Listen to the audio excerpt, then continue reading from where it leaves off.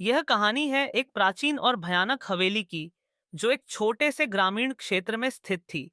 गांव का नाम था मृत्यु नगरी, और इस गांव की पहचान उस खतरनाक हवेली से होती थी। इस हवेली का निर्माण सैकड़ों साल पहले एक अत्यंत धनी जमींदार राजेश ठाकुर ने किया था। राजेश ठाकुर अपने समय का एक निर्मम व्यक्ति था।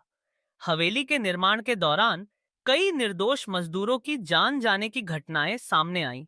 कहा जाता है कि ठाकुर ने हवेली में दबी खजाने की खोज में कई बलिदान दिए थे। इन घटनाओं के बाद हवेली में अजीब और डरावनी घटनाएं घटित होने लगीं, और धीरे धीरे वह दोबारा कभी न खुलने वाली जगह बन गई। सालों बाद एक युवा शोधकर्ता वीरेंद्र ने यह तय किया कि वह इस हवेली के रहस्यों का पता लगाएगा। वीरेंद्र का मानना था कि इन घटनाओं के पीछे कुछ न कुछ सच्चाई जरूर है। उसके साथ उसकी चार दोस्त आर्यन, सीमा, रोहित और नेहा भी जाने के लिए तैयार हो गए।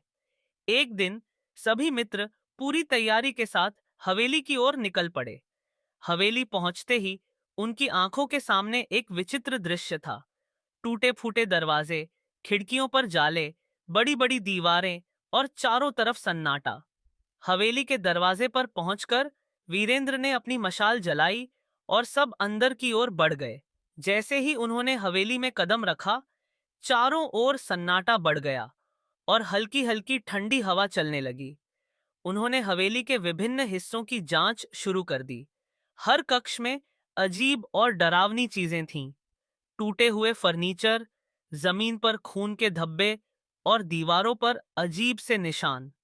जांच करते करते वे हवेली के एक बड़े हॉल में पहुंच गए, जहां एक राजसी सिंहासन पड़ा था।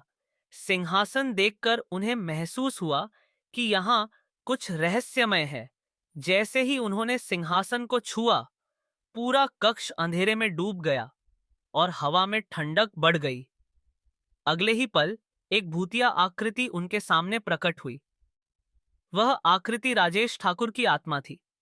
आत्मा ने क्रोधित आवाज में कहा, इस हवेली में तुम्हारा स्वागत है, लेकिन जो भी मेरे रहस्यों को जानने का प्रयास करेगा, उसे मुझसे सामना करना होगा।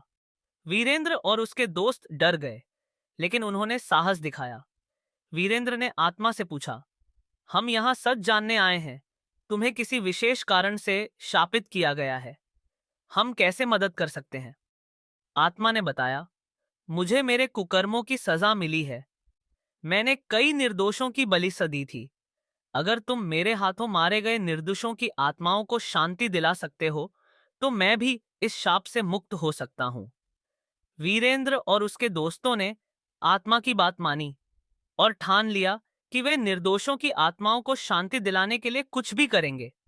उन्होंने हवेली के तहखानों की ओर कदम बढ़ाए, जहां कहा जाता था कि उन निर्दोषों की आत्माएं बंद थीं। तहखाने में प्रवेश करते ही एक भारी दरवाजा उनके सामने आया, जिसे खोलने के लिए उन्हें ऊपरी मंजिल से चाबी लानी पड़ी। ऊपरी मंजिल पर पहुंचते ही उन्होंने एक पुराने संदूक में वह चाबी पाई। चाबी लेकर वे तहखाने में वापस आए और दरवाजा खोला। जैसे ही दरवाजा खुला, उनके सामने भयानक दृश्य प्रकट हुआ। तहखाने के अंदर खून के धब्बों से सनी दीवारें, भूमि और जगह जगह हवेली के निर्माण के दौरान मारे गए मजदूरों की आत्माएं घूम रही थीं। आत्माएं बहुत दुखी थीं और उनके चेहरों पर दर्द झलक रहा था। वीरेंद्र ने आत्माओं से बात की और उन्हें शांति दिलाने का आश्वासन दिया। वीरेंद्र और उसके दोस्तों ने आसपास के मंदिर से पवित्र जल और मंत्र लेकर आत्माओं की शांति के लिए पूजा की। पूजा के बाद आत्माओं के चेहरे पर शांति झलकने लगी और वे धीरे धीरे अदृश्य हो गईं। आत्माओं के शांति प्राप्त करने के बाद राजेश ठाकुर की आत्मा फिर से प्रकट हुई और कहा, तुम्हारे इस नेक काम से मुझे भी शांति मिली है। मेरी आत्मा अब मुक्त हो रही है। राजेश ठाकुर की आत्मा ने वीरेंद्र और उसके दोस्तों को धन्यवाद कहा और हमेशा के लिए अदृश्य हो गई। हवेली से भूतिया गतिविधियां समाप्त हो गईं और गांव में फिर से शांति का माहौल लौट आया। वीरेंद्र और उसके दोस्तों की साहसिकता और निष्ठा ने हवेली के रहस्य को उजागर किया और वहां की आत्माओं को शांति दिलाई। इस घटना के बाद शापित हवेली अब शांति हवेली के नाम से जानी जाने लगी और वीरेंद्र और उसके दोस्तों की कहानी हमेशा के लिए यादगार बन गई।